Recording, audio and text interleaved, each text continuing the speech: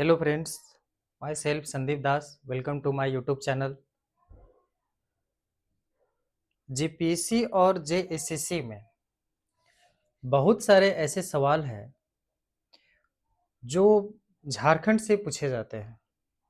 Maximum अगर GS में देखें तो झारखंड जीएस का पोर्शन बहुत ही ज़्यादा होता है कंपेयर टू इंडियन जीएस से। तो झारखंड जीएस का जो सेक्शन होता है वो हर जेपीएससी जेएसएससी एग्ज़ाम में इसका वेटेज ज़्यादा होता है और सवाल यहाँ से बहुत ही कुछ-कुछ क्वेश्चन ट्विस्ट करके पूछा जाता है, लेकिन बहुत ही अच्छे और मज़ेदार क्वेश्चन पूछे जाते हैं। यदि आप पढ़ाई अच्छे से किए हो, तो आपको क्वेश्चन बहुत ही ईज़ी लगता है और आप बहुत ही अच्छे बेहतरीन तरीके से उसका आंसर भी देते हैं। ठीक है? तो उसी तरह जेपीएससी का एक फ़ेवरेट सेक्शन है जिसमें से आदिवासी शासन प्रशासन व्यवस्था से क्वेश्चन पूछता है। ठीक है? जिसमें से आ जाता है उनका प्रशासनिक व्यवस्था के अंतर्गत मुंडा शासन व्यवस्था, जो कि जेपीएससी सिलेबस में मेंशन भी किया हुआ है। हम जेपीएससी सिलेबस को अच्छे से डिटेल डिस्कशन कर चुके हैं। आप अगर नहीं देखे हैं तो जाकर के पिछले वीडियो में आप देखिए, जेपीएससी सिलेबस को अच्छे से बताया गया है। उसमें कितने क्वेश्चंस किस पार्ट से आते हैं, ये सारे चीज़ें क्वेश्चंस में सिलेबस से बताया गया है। ठीक है? तो आज हम जेपीएससी का इतिहास में ये जेपीएससी का सिलेबस के अनुसार झारखंड इतिहास में देखते हैं कि प्रशासनिक ढांचा क्या है। तो झारखंड हिस्ट्री से क्वेश्चन पूछी जाती है, उसमें से प्रशासनिक ढांचा से क्वेश्चन भी पूछे जाते हैं। तो मुंडा शासन व्यवस्था के अंतर्गत आज हम देखेंगे, जो कि यहाँ से एक क्वेश्चन पूछना ही है, श्योर है। और मुंडा शासन व्यवस्था से कितने क्वेश्चंस, किस टाइप के क्वेश्चंस और इनका लेवल क्या होता है, ये सारी चीजें हम लोग देखेंगे आज। जैसे कि आज हम मुंडा शासन व्यवस्था के बारे में देखेंगे, तो नेक्स्ट क्लास में भी देखेंगे नागवंशी शासन व्यवस्था, ठीक है, ढोकलो सोहर शासन व्यवस्था। तो ये सब शासन व्यवस्था जितने हैं, इसको हम एक एक करके हम लोग देखते चलेंगे, जो कि जेपीएससी का फेवरेट क्वेश्चन है, यहाँ से पूछता ही है। और सिलेबस में मेंशन है, जो कि हम पहले बता चुके हैं कि आप पिछले वीडियो को देख लीजिएगा। सिलेबस अच्छे से समझाया गया है, आपको अच्छे से समझ में आ जाएगा। तो आज हम देखते हैं मुंडा शासन व्यवस्था के बारे में। मुंडा शासन व्यवस्था जो कि बहुत ही पहले से चलते आ रहा है, अभी भी मुंडाओं में मुंडा शासन व्यवस्था का प्रचलन है। और मुंडा शासन व्यवस्था से क्वेश्चन किस टाइप से पूछेंगे वो भी हम बताएंगे। पहले हम समझेंगे कि ये है क्या, इसके बारे में समझते हैं। मुंडा शासन व्यवस्था जो कि मुंडा जनजाति में मुख्य रूप से प्रचलित है। ठीक है, मुंडा जनजाति में प्रचलित है। और मुंडा मुंडा शासन व्यवस्था में मुंडा का अर्थ क्या होता है? मुंडा का मतलब है गांव का प्रधान। ठीक है, गांव का प्रधान। और इस जो शब्द है ना, मुंडा शब्द, इसका एक्चुअल में अर्थ क्या होता है? तो इसका अर्थ होता है विशिष्ट व्यक्ति, है ना, स्पेसिफिक पर्सन इंग्लिश में।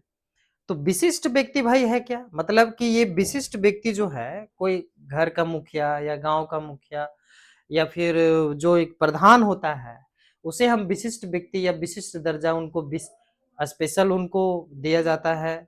उनको बहुत ही मान सम्मान मर्यादा ये सब दिया जाता है।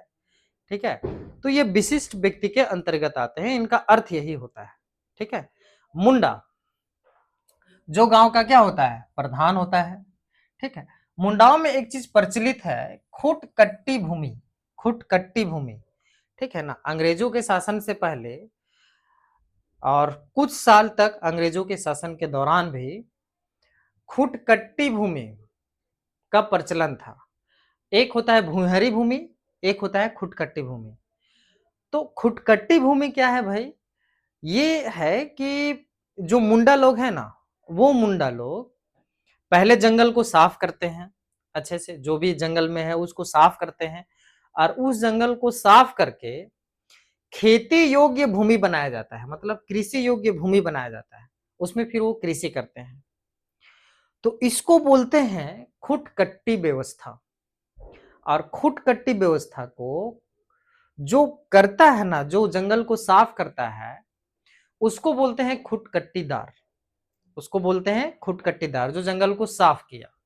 ठीक है ना? खुटकट्टी भूमि समझ गए। अब आ जाते हैं हातू मुंडा। मुंडा आप समझ गए, गांव का प्रधान। हातू मुंडा क्या है भाई? ग्राम पंचायत का प्रधान होता है। वो गांव का प्रधान तो हो जाएगा मुंडा, ग्राम पंचायत का जो प्रधान होता है ना, उसको बोलते हैं हातू मुंडा। जैसे हमारे ग्राम पंचायत का है ना, आता है ना, इलेक्शन में हम लोग जैसे कि चुनाव देते हैं तो उसमें ग्राम पंचायत हमारे एक अलग से होते हैं, है ना, पंचायत प्रमुख। उसी तरह से यहाँ हातू मुंडा जी हैं, वो ग्राम पंचायत का क्या होते हैं? प्रधान होते हैं, है ना, प्राइम होते हैं। अब आ जाते हैं पढ़ा। भाई पढ़ा ये है क्या? पढ़ा, पढ़ा किसको बोलेंगे? पढ़ा का मतलब होता है कई गांवों से मिलकर बनी पंचायत। एक पंचायत जो कई गांवों को मिला करके पढ़ा बनाया जाता है, उसको बोलते हैं पढ़ा।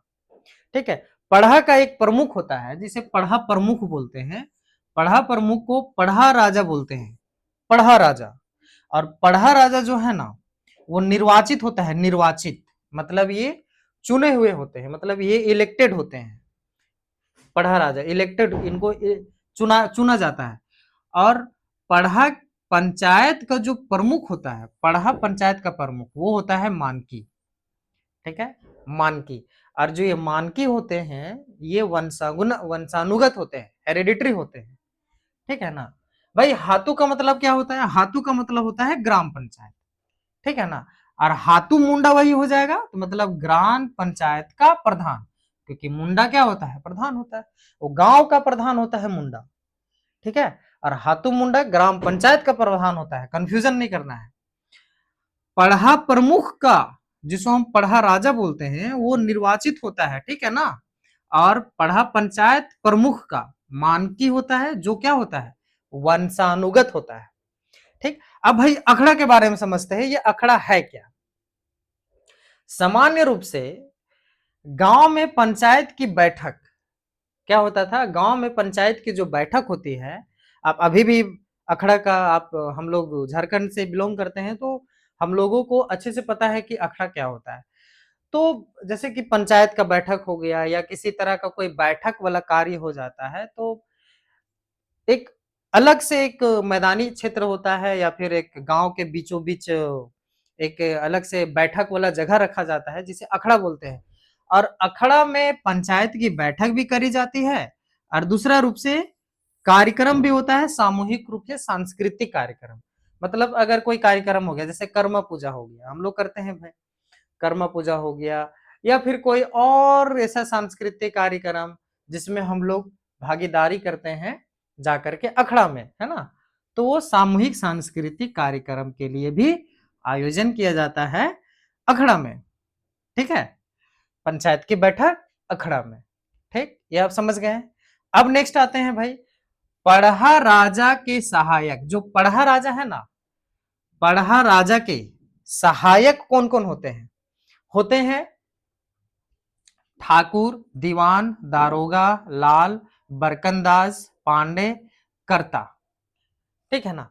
ये सब सहायक हैं। जैसे कि पढ़ा प्रमुख, जो पढ़ा राजा होते हैं, ये सबसे बड़े, मतलब कई गांव को मिला करके ये क्या होते हैं? प्राइम प्रमुख होते हैं वहां के, पढ़ा राजा। ठीक है ना। तो इनको सहयोग, जैसे कि बहुत सारा कार्य हो जाता होगा, तो उनको सहयोग करने के लिए कोई सदस्य होते हैं, कई सदस्य, जिनको ठाकुर, दीवान, दारोगा, लाल, बरकंदाज, पांडे, कर्ता भी कहा जाता है। इनका अलग अलग कार्य है, ये अलग सॉरी ये अलग अलग कार्य करते हैं। ठीक है भाई, क्या क्या कार्य करते हैं? जैसे ठाकुर, ठाकुर का कार्य है पढ़ा राजा का सहायक, है ना। पढ़ा राजा का ये क्या होता है, सहायक, जैसे पीए के रूप में भी बोल सकते हैं इनको, ठीक। उसके बाद दीवान का क्या कार्य है भाई, दीवान का कार्य है पढ़ा राजा का मंत्री का कार्यभार संभालना, दीवान का कार्य। और दारोगा का कार्य क्या है, सभा, जो भी सभा होती है उसका कार्यवाही का नियंत्रक होता है, मतलब जो कार्य करना है, आज सभा जैसे मान लेते हैं सभा होने वाला है, तो उसमें जो भी कार्य विशेष दिया जाएगा वो दारोगा जी करेंगे कि इसका नियंत्रण कैसे करना है, कार्य स्ट्रक्चर मतलब कि वर्क फंक्शन कैसे करना है, ये सारा चीज दारोगा जी का काम रहता है। उसके बाद लाल जी का क्या कार्य है, लाल जी का सभा का वकील होते हैं, वो एडवोकेट वाला काम करते हैं, मतलब कि भाई हाँ एक दलील देना, ये सब पेश करना, ये सब लाल का कार्य होता है। अब उसके बाद आते हैं बरकंदाज। बरकंदाज का क्या कार्य है भाई, ये गांव का सिपाही होता है, गांव का एक सिपाही, ठीक है। उसके बाद पांडे का क्या कार्य है भाई, पांडे का, तो पांडे जो है ना वो मुख्य रूप से जो भी सभा में कार्य होता है उस कार्य में उनके दस्तावेजों को रखता है, मतलब कि भाई डॉक्यूमेंट से रिलेटेड ये कार्य पांडे जी करते हैं, ठीक है। ये रखना है, संभाल के रखना है, या डॉक्यूमेंट्स किस टाइप का है या कैसे है, ये सारी चीजें पांडे जी का कार्य है। अब भाई लास्ट में कर्ता का क्या कार्य है, कर्ता ये बलि चढ़ाने वाला कार्य, जैसे कि कोई सामूहिक, जैसे कि होता है ना कि भाई गांव का एक होता है तो उसको या फिर किसी तरह का वो बलि देना, अभी अभी भी परंपरा है, लेकिन अब इसको धीरे धीरे विलुप्त हो रहा है ये, तो बलि चढ़ाने वाले व्यक्ति को कर्ता बोला जाता है, ठीक है। उसके बाद आ जाता है पाहन। पाहन का क्या कार्य है भाई, पाहन मतलब अभी भी ये प्रचलन है भाई, ये पूजा पाठ करते हैं, पूजा पाठ करते हैं, और ये बहुत ही गांव में या फिर जो भी हो गया पर्सनली भी ये पूजा पाठ करने का कार्य करते हैं पाहन जी। और इनका एक सहयोगी होता है जिनको बोलते हैं पनभरा, ठीक है। पनभरा, कहीं कहीं पुजार भी मिलेगा, क्या मिलेगा, पुजार, पुजार। तो ये पनभरा और पुजार जो है एक ही व्यक्ति है, जो सहायक के रूप में कार्य करते हैं, मतलब किनके, पाहन जी के सहायक होते हैं ये, ठीक है। अब भाई डाली कटारी भूमि। अब डाली कटारी भूमि क्या है, तो डाली कटारी भूमि जो है ना, जो पूजा पाठ करते हैं ना पाहन जी, उनको बदले में ठीक है ना, दक्षिणा के रूप में समझ लीजिए, इनको डाली कटारी भूमि दिया जाता है, ठीक है। और यह भूमि होता है टैक्स लेस, होता है टैक्स लेस, मतलब कर रहित होता है, मतलब इसमें आपको कोई कर देना नहीं है, ये टैक्सलेस भूमि होता है, ये कर रहित भूमि होता है, ठीक है। और नेक्स्ट वीडियो में हम लोग देखते हैं नागवंशी शासन व्यवस्था, ठीक है। वीडियो कैसे लगा कमेंट कीजिए, वीडियो को शेयर कीजिए, लाइक कीजिए और चैनल को सब्सक्राइब कीजिए। जय हिंद।